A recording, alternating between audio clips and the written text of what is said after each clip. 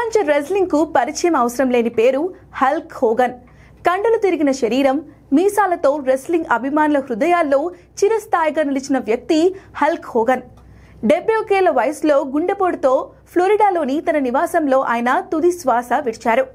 Wrestling లో తిరుగులేని రాజుగా పేరుగాంచిన హల్క్ హోగన్ మరణ వార్త ప్రపంచవ్యాప్తంగా ఉన్న WWE అభిమానులను విచారంలోకి పడేసింది. హల్క్ హోగన్ మరణ వార్తను WWE ధృవీకరించింది. సోషల్ మీడియా వేదికగా ఈ అమెరికా దిగ్గజానికి నివాళులర్పించింది. హల్క్ హోగన్ అసలు పేరు టెరెన్స్ జిన్ బోలియా.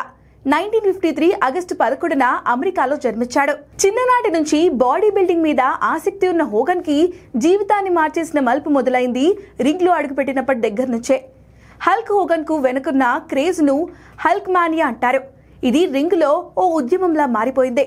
ప్రజలు ఆయన ఫైటింగ్ స్టైల్ కే కాకుండా ఆయన ఆత్మవిశ్వాసానికి ఫిదా అయ్యేవారు. ఒక్కసారి ఆయన చూడాలన్న కోరికతో స్టేడియాలు నిండిపోయేవి. ఇక రెజల్మానియా 3లో ఆండ్రీ ద జైంట్ ను లిఫ్ట్ చేసి బాడీ స్లామ్ చేయడం ఇప్పటికీ గుర్తుండే చిరస్మరణీయమైన ఘట్టం. ఇక హల్క్ హోగన్ కేవలం రెజ్లింగ్ స్టారే కాదు, సినిమాల్లోనూ మెరిశాడు. అదేవిధంగా గతేడాది అమెరికాలో జరిగిన అధ్యక్ష ఎన్నికల ప్రచారంలో ట్రంప్ తో పాటు ప్రచారం నిర్వహించారు.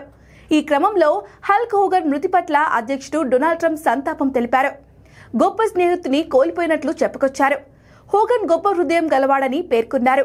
కుటుంబ సభ్యులకు సానుభూతిని తెలియజేశారు.